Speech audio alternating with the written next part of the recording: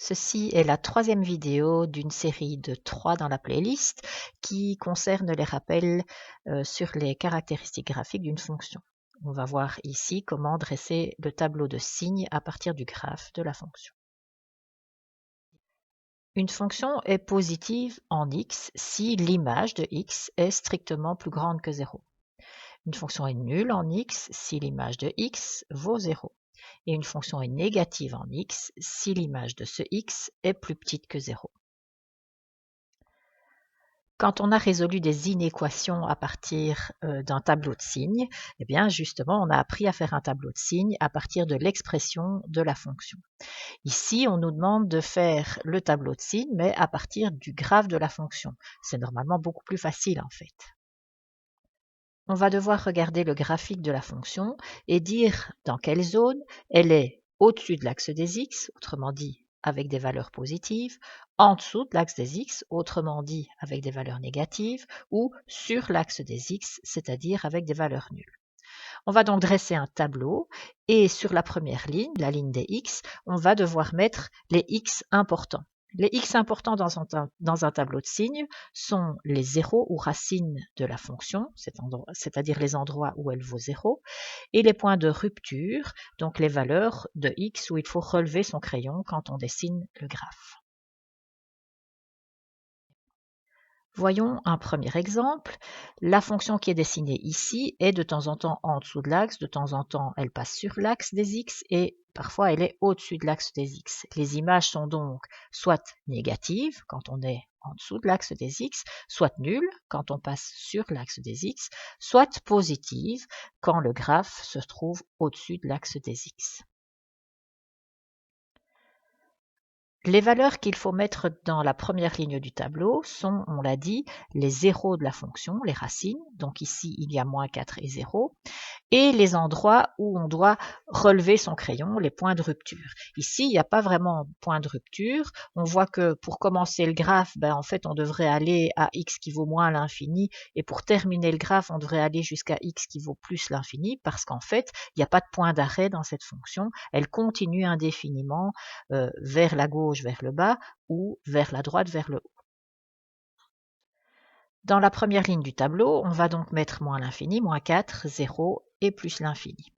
En dessous des deux valeurs réelles, moins 4 et 0, on va mettre des zéros puisque ce sont les endroits où la fonction vaut 0. L'image de moins 4 et l'image de 0 par cette fonction, c'est chaque fois 0. Et puis dans les colonnes restantes, on va mettre des moins ou des plus, suivant que le graphe de la fonction se trouve dans la partie négative des images ou dans la partie positive des images. Et voilà, le tableau de signes est terminé. Voyons un deuxième exemple. Dans cette fonction-ci, nous avons comme point important les zéros, donc les zéros, les endroits où la fonction croise l'axe des x, c'est en x égale 1 et en x égale 3. On doit aussi repérer les points de rupture. Donc, la fonction, si je devais commencer son dessin, elle commence tout à fait à gauche à moins l'infini, parce qu'on imagine bien que le graphe de cette fonction se prolonge indéfiniment vers la gauche. Donc, le point de départ, entre guillemets, c'est moins l'infini. Et puis, on a un point de rupture en 2. Il y a une asymptote verticale, hein. Et puis, le graphe continue jusqu'en x qui vaut plus l'infini. De nouveau, on imagine bien que la deuxième partie du graphe, après l'asymptote verticale, continue indéfiniment à descendre de plus en plus vers la droite, sans jamais s'arrêter. Donc, dans le tableau, on va écrire sur la ligne des x, moins l'infini, 1, 2, 3 et plus l'infini. Alors, pour la deuxième ligne du tableau, en dessous de chacune des valeurs réelles qu'on a mises dans le tableau, on va mettre leur image, si elle existe. Donc, en dessous de 1, on met 0, l'image de x égale 1, c'est bien 0, c'est une racine. En dessous de 2, on met un interdit parce que 2, c'est l'endroit où il y a une asymptote verticale. En x égale 2, il n'y a pas d'image. Le graphe s'en rapproche, mais sans jamais la toucher. En x égale 2, il n'y a pas d'image, ni vers le haut, ni vers le bas. On met donc un interdit dans le tableau. En x égale 3, c'est une racine. On met 0 dans le tableau.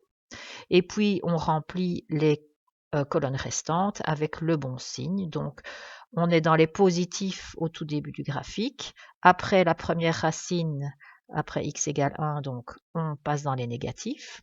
Et puis il y a l'asymptote verticale. Quand on reprend le cours de la fonction juste après l'asymptote verticale, ben, on est dans les positifs. On y reste jusqu'en x égale 3. Et après x égale 3, on passe dans les négatifs. Voilà, le tableau est terminé.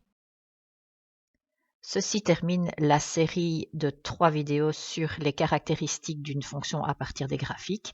Nous verrons dans des vidéos ultérieures comment calculer un certain nombre de ces caractéristiques à partir de l'expression analytique de la fonction. Mais donc ça, c'est pour plus tard.